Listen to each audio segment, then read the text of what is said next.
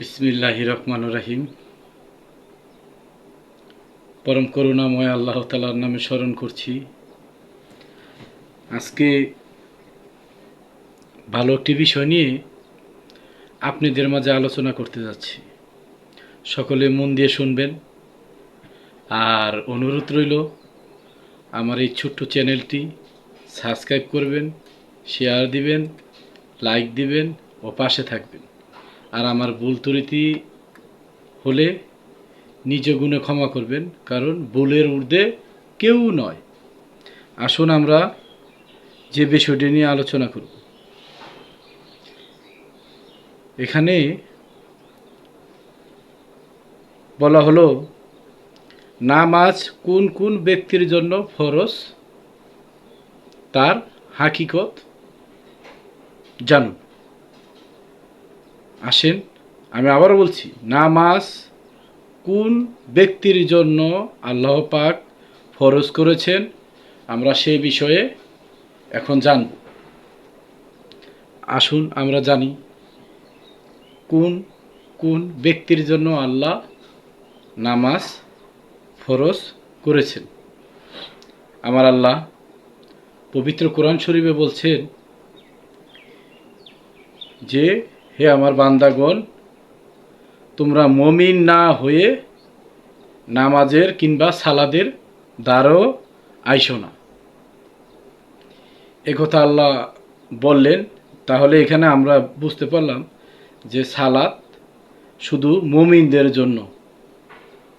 আল্লাহ পাক আরেকটি জায়গায় বললেন, সালাত এমন এক গুরুত্বপূর্ণ বস্তু যা কখনোই মানুষকে খারাপ কাজ করতে দিবে না।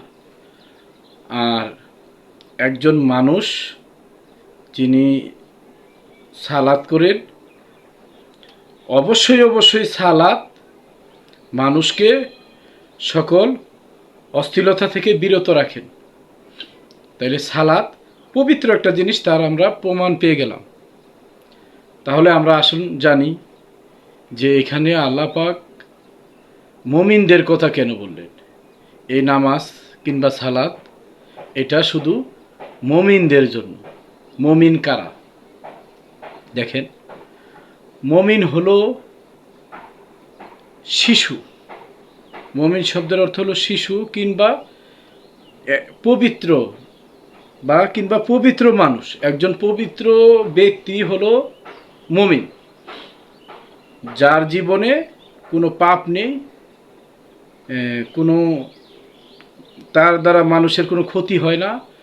এক কথা, সে নেগেটিভ কোনো কাজে জড়িত না, সদাই সর্বদা সত্য কথা বলে সৎ পথে চলে। তাদেরকে বোঝানো হয়েছে মুমিন। একটা নবজাতক শিশু, মানে একটা বাচ্চা শিশু, 6 মাসের শিশু, তার ভিতরে কখনো সম্পত্তির লোভ নেই, তার ভিতরে নারীর লোভ নেই, তার ভিতরে তার দ্বারা অন্যের ক্ষতি হবে এই ধরনের কোনো খারাপ কাজ কিংবা নেগেটিভ কাজ ওই 6 মাসের শিশুর দ্বারা কখনোই হবে না।